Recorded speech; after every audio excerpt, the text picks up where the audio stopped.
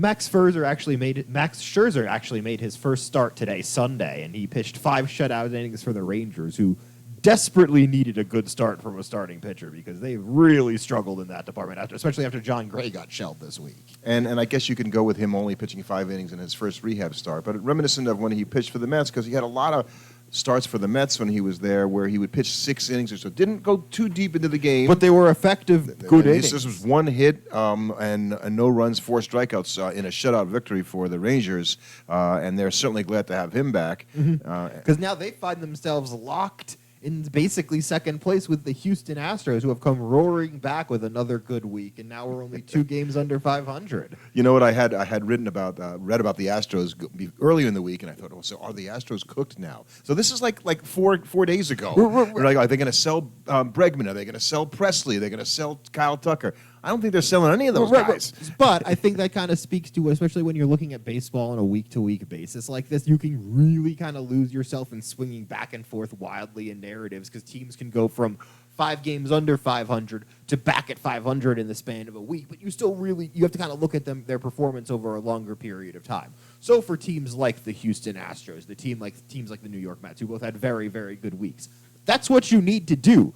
You just have to string several of those in a row. You need to have good weeks pretty much until the All-Star break, and then we can start discussing how maybe you're back and in the playoff race. Yeah, we had this conversation, we've had it a couple times, I think. Before this, even on this podcast, but I think it's too early, and this is because of the wild card. There's 3 wild card teams now. So we start talking about the wild card in like the early June. Well, because and that's also crazy. Well, it's also because there's so many more teams that have a shot at it. I if there's understand only that. one wild card team, then a lot of the Orioles are running away with the second wild card, and nobody's really bothering to talk about it. And that would be the same for the Braves. Exactly. Like it's not an interesting discussion at that point. They're the top wild card team, so basically the rest of the teams are fighting for 2 spots. Right. 2 wild card spots. But it's a little early.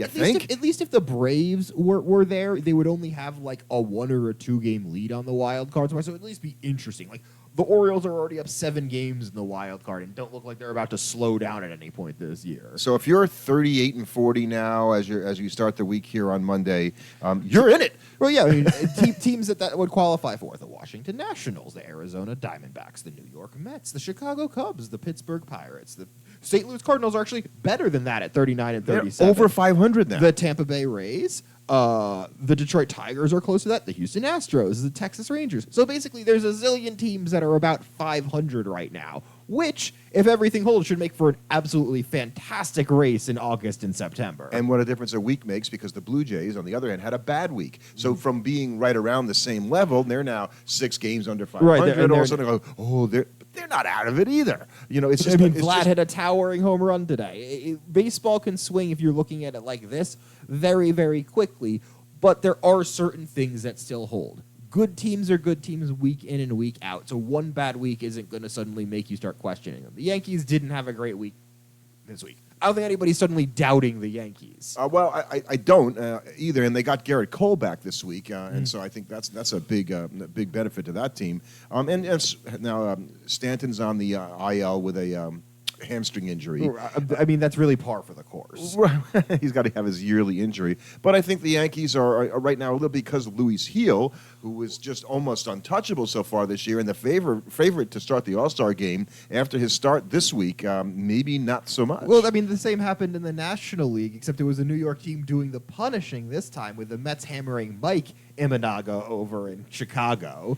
Yes, Shota Imanaga was, I think, pitching to a 1.89 ERA going into the Met game. He left that game with a 2.9 ERA. He had given up 16 earned runs the entire season up until that point. He gave up like 10 or 11 against the Mets. So, I mean, again, there you can see how stats could just wildly swing in one direction really quickly. And it is interesting because the All-Star game, unlike records, is a lot more fickle. So having one bad start, especially having a bad start near when we're picking the starter for the All-Star game, that can really affect your chances, especially as a guy like rookies or foreign players like Shoto and Luis Gil. Yeah, I think both the Yankees and the Cubs, who have not played well recently, they're going to play the Mets here on Sunday night in the final game of a 3-game series with the Mets. That is important only because the winning team this game will have the season series win. And so if they finish tied at the end of the season, that's the first tiebreaker comes in. Right, and these are both teams that, as of right now, are in the wild card run. Right, and basically because the Brewers continue to sort of just stay out there in front with the Cardinals now having moved into second place.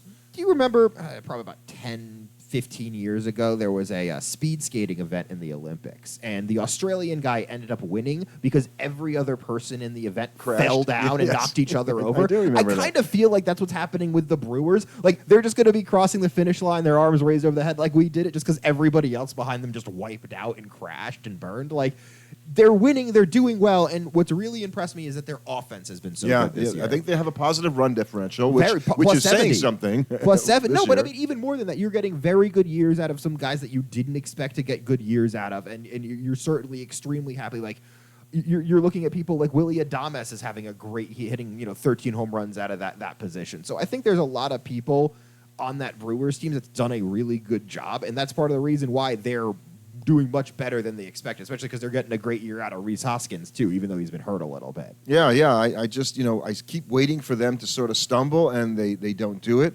And there's a couple of teams like that. I'd say the Guardians are sort of the same way. As certainly before the season, I wasn't thinking they'd be 20-odd games over 500 at any point in the season, much less before the All-Star break. And that team has shown me that they're there to stay. And I think they've already stolen as a team over 100 bases this season. So they're running like crazy on people. Bryce Terang has 26 steals on the season. So he's really helping, push them forward. And we had some more injuries to the Orioles this week, and that's one of the reasons why the Yankees probably are not as nervous as they might be, because Kyle Bradish is now out for the season with a UCL. And so, if you're an Oriole pitcher, I think you kind of be a little like looking behind you, going, "Who's coming after me here?" And certainly, what that means is if you are an opportunistic franchise looking to make a deal to strengthen your farm system, and you have a good starting pitcher, you are probably giving Baltimore a call at some point this season, saying, "Hey, what would you give us for this guy?" Because that's a team that still has a lot of good prospects, and that they're in desperate need of pitching at this point. Right, and the Orioles not only need some starting pitching, but I got to believe, because they're still waiting for Felix Bautista to come back. And even when he comes their back, bullpen really could use some help as well, because that's a team I think from a lineup perspective, do you think is going to be there at the end of the season, because their lineup is so solid, up and down. And having a solid lineup, you can really see that. I mean, you look at how having just a powerful offense helps propel a team. You don't have to look any further than the Grimace-powered Mets this week, where that lineup finally woke up and started performing to expectations, I guess. So I think we'd all say it's been a little bit above expectations this week. But when you have the supreme overlord from McDonald's, helping spur your team on, it's hard not to be doing that well. So that came about because Grimace was, for some reason, invited to throw out the first pitch, which in and of itself is bizarre. Because he's got little alligator arm kind of things. So when he's throwing it, he kind of just like catapulted it towards first base. That's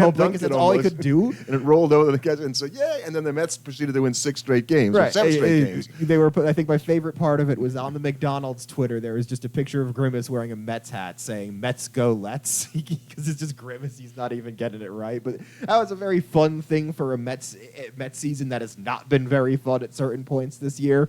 And now, as you know, you've had a great week from Francisco Alvarez. He's hit unbelievably now since he's come back from injury, and that is a team that's really a tale of 2, and I guess maybe you'd say 3 catchers, because the Mets record when Francisco Alvarez is behind the plate and the Mets record when literally anybody else is behind the plate is stunning. I think they're like 19-8 going into Sunday when Alvarez catches. So obviously he's going to do most of the catching the rest of the season. And I think the Mets are lucky that none of the other wild card teams have kind of gotten away from them. The Braves have started to play a lot better now. Obviously they just won a series against the Yankees. Right, that had to feel real good for them, because they were really starting to kind of struggle there. No, I think they've won like 8 out of 9. Well, right, that's what they up until this point. We were getting worried, because even today when we were watching that, I think it was Michael Kay was talking about how the Braves had been, not playing up to their usual standard to point this year. Now, a lot, especially since Acuna went down, but Right. a lot of that is because Ronald Acuna went down. Sean Murphy missed 2 months.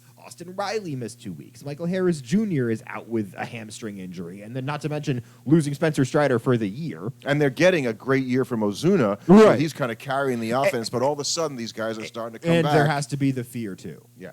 that you've gotten a lot from Chris Sale. Yeah, I've gotten a lot of, but But it's Chris Sale. You have to be concerned that at some point his arm just falls off, because it always does. Max Fried is just quietly going about his business, and because he had a terrible early start with the first start of the season where he got shelled. He took a little bit to get going. That's but now there's only one now start he's where been good, though. He's been really good, since then. So I think the Braves will, I said it all season. The Braves are that, first wild card team, barring them not catching the Phillies, which I would not say is an impossibility. We all think the Phillies are going to do this the rest of the season, and they look great, and they've got really solid pitching up and down the line. It was Christopher Sanchez was the other pitcher you were thinking of for the Phillies with You're the right. S on it. And I just because he's been unbelievable Yes. this year. Not pitched really, really well, and nobody expected that, much less Philly fans. So I do think the Phillies are in good position, but I could see them going on a little losing streak and the Braves closing the gap. I mean, there's always usually the point where Harper misses 2 weeks or 3 weeks with some kind of injury, and if that happens, and you've gotten the June Schwarber, blue blossoming somehow, that actually happens every year, which is just weird. But he's back on track now. But you have a guy like Harper go down for a few weeks, and that lineup's not quite the same thing, and they could struggle a bit. But I feel like they've opened up a lead where now the Braves kind of have to go on a 2022-esque run where they just play such an unbelievable standard of baseball. Good team. They're a good team, but even Without Acuna, it's a little harder to do that. Without Strider, it's a little bit Right, harder to right. do that. I feel that. I just think that they're not, and they've done it once without him, and the only thing you could really hang your hat on as well, Austin Riley and Sean Murphy and a lot of guys on the team aren't playing quite like themselves yet. Even Olsen's not having No, he's not. But it was kind of hard to believe Olsen was going to have as good. He's not a 50 home run guy Right. every year. No, and I don't think even Braves fans probably expected that, but they expected more than what he's done this year so far, Certainly. which is on a pace to hit about 25 or 30 or something like that. And we should give them their due because the Nationals are going to make it harder for teams like the Braves and the Phillies. I was because telling you. they're a pain in the neck now. I was telling you all this time that they were much better going down the stretch last year. They played above where they should have been, and that they were going to be a team that hovered around 500 this year, and that's exactly what they're doing. So, doubting them, just like, after the Mets beat the Padres, they swept them last week. You thought, okay, well, that's going to tamp down the Padres. They the Padres rip off turned 4 in a around. row. Exactly. Come back and win for 1 in a row, and they're squarely back in the good position for the wild card. In second place in the bereft NL West, when you think about it, outside of the Dodgers, because nobody there can do anything to kind of get a foothold. Well, the one thing that might hurt the Dodgers more than anything out is themselves, because now Yoshinobu Yamamoto is out for a while, I think. Yeah, they're really A shoulder, an elbow shoulder impingement. It must be a thing with Japanese pitchers because we have the same for Senga and for Imanaga right now. Right, but you have to be concerned considering how long that's kept Senga out of the game. Anytime you talk about a shoulder with a You pitcher, get you're real like, yikes. concerned. But then Kershaw is going to come back, and there was some talk: does Kershaw come back as a starting pitcher, or maybe you have him come back as a reliever because of lateness? No, he's not coming back as a relief pitcher. If he's coming back, he's coming back to be a starting pitcher. And what you're going to hope is, what? He only has to pitch half a season. That's probably the best. And only half the game, Right. for the most part. Give us 5 innings, Clayton. Thank you very much, because they're still trying to handle the loss of Max Muncy, the continued lousy play we talked about last time of Chris Taylor, who has not yet turned it around. But they're just so darn good because they've got those guys. I mean, Shohei Ohtani has just been hitting the cover off the ball. He hit a this week. 476-foot home run. Right, and in the same game, the Dodgers got against the Angels, got their first taste of tungsten arm doiling, where Shohei Ohtani hits a titanic home run in like the first or second inning, and then you proceed to lose 3-1 to the Angels of all teams. Could you imagine losing to his former Well, team? I mean, it's actually pretty interesting because there was a period of time where we were really going hard about how many bad teams there were in baseball, and right now there's really only one truly putrid team, and they had a awful loss this week. Yeah. You have to talk about how the Chicago White That's Sox- why I can't imagine why Pedro Grifol, I'm sure he's a lovely guy, can keep his job. Well, White Sox fans have just given up. They have absolutely. I mean, if you want to see an entire stadium masquerading as empty seats, that's what you've got going on over in the South Side in Chicago. Nobody is interested. So what happened? What happened on the play? Well, so what happened? I believe they were playing the Nationals. I believe right, it was yeah. against the Nationals. There is one out in the ninth inning. There's a man on first, and I think it's either a 2-1 or a 3-1 game. So it's a game at this point. We're not talking like it's 8-1. Tying run at the plate or something like that. Tying a run at the plate. Okay. Fly ball is hit to center field. Routine. Guy catches it, and you see him when he catches it. He kind of like looks in, realizes what's going on, chucks the ball to first base. I forget who was on first base for the White Sox, but it was like a major league veteran. This was a guy that's like been in the MLB for a few years. Know that too. We don't need to call him out. We don't like need that. to call him out like Letter this. the But guy. he apparently forgot How many outs there were? It was just kind of standing around second base, starting to jog in To the dugout like to go the game get his was glove over. or something. Like, No, just the because game was over. over. His bottom ninth, and then he just doubles him off of first base. Game over. White Sox. And the game was over. And the most painful part about this, no, it was against, I think, the Reds. It was against another team. It was against somebody else in the AL Central, because Reinsdorf had let their beloved announcer walk last season to go announce for another team, and he was the one calling this game. And you can hear the pain in his voice of like, how does this happen? If you understand, that's the opposing team's announcer asking how a game ends like that. That never happens. Yeah. So that was awful. As was the way that the game ended on Saturday night. Well, is it really awful? Because, I mean, so on Saturday night, we had our first game. That was a Nationals game. That was a and Nationals Rockies. game. Nationals-Rocky game where the game ended on a pitch clock violation. Right, bases loaded. Kyle Finnegan. Ninth inning, tie game. Kyle Finnegan on the mound. Takes too long. Pitch clock violation. Yay, we win. Walks in the winning run. Nobody was happy, except maybe the Rockies. So, and here's the thing about Finnegan, right? You know, because everybody was talking about this was bound to happen. It's the first time it's happened since the pitch clock. It's the first time a game's been decided. That is a walk-off win because of a pitch clock violation. That this guy has done this 9 other times. He leads the league this year. So clearly Finnegan has an issue, you know, as the closer for the Nationals.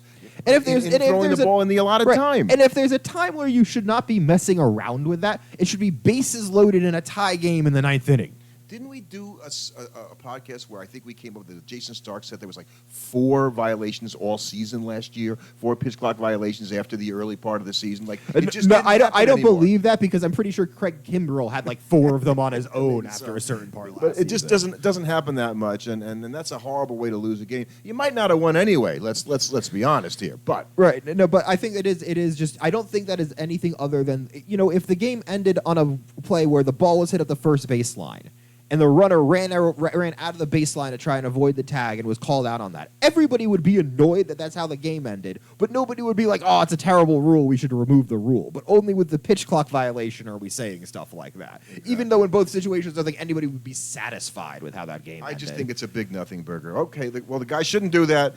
He knows the rule. He didn't do it. Game over. Next. Get over it, yeah. Next. So the one division we didn't talk about too much, we mentioned the Guardians, but that the Minnesota Twins have moved into second place in the AL Central. Well, behind a just absolutely gigantic week from Carlos Correa. And you know how much I like that player. The Royals are still kind of hanging around as the Tigers have fallen back. And so, you know, I think that the Twins are kind of right where they'd want to be. It's a long way to catch the Guardians, but they finally are in position. So certainly from a wild card standpoint, they're going to feel more comfortable than they did when they were under 500. And the other team that's just keeps surprising the heck out of me are the Boston Red Sox. Won 8 in a row? I don't know how they do it. You know, and they have a positive run differential as well. Well, you know what? They have a pretty good lineup. Pretty good lineup, pretty good pitching. That's how you right. And they're a team. They're a pretty good team. Right, and if they were playing in another division, they'd probably be better than their 42-36 record. Yeah, and like I always say, they have the best manager in baseball, as far as I'm concerned, in Alex Cora. I wanted to talk a little bit just about a story I saw this week regarding offense and offense being down. And so Jason Stark and Saris of The Athletic came up with some stats that I thought were really interesting, and I thought we talk about a little bit. So I could give you the total numbers of hits this year, but basically there's 1,400 fewer hits this year so far. Wow. To date. Okay, so there's 39,000 hits, but that's the more important number, 1,400 fewer. there are 1,300 fewer runs so far this season, right, to this point. There are 800 home runs fewer this year than last year. What the heck is going on here?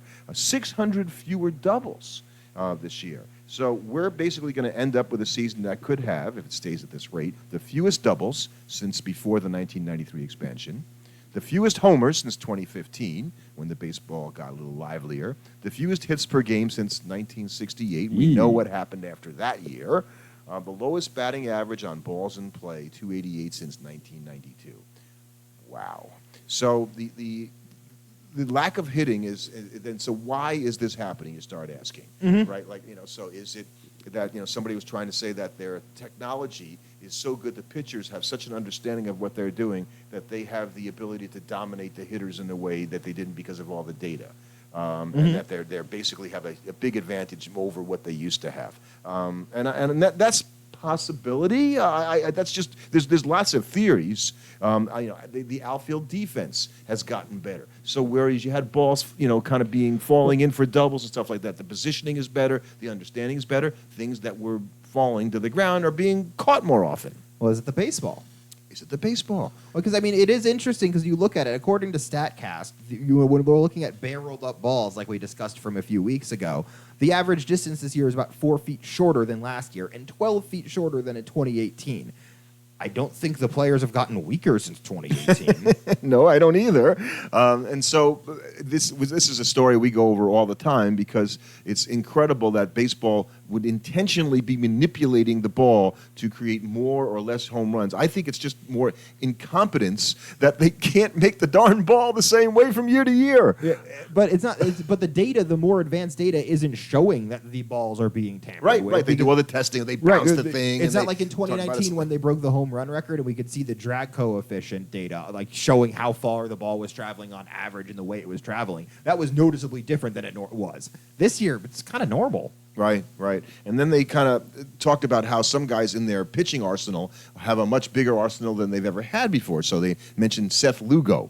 Seth Lugo throws 8 pitches. I did not know that because I remember he always threw a lot. He was a curveball pitcher. He's got a 4-seam, a 2-seam, a cut fastball, so 3 fastballs, a slider, a sweeper, a curve, a changeup, and a slurve. Now, how the hell you can tell the difference between those things sometimes? Yeah, I'd love to see somebody see his curve, his slider, and his slurve all next to each other and be like, which one's which? You just say breaking pitch. Yeah.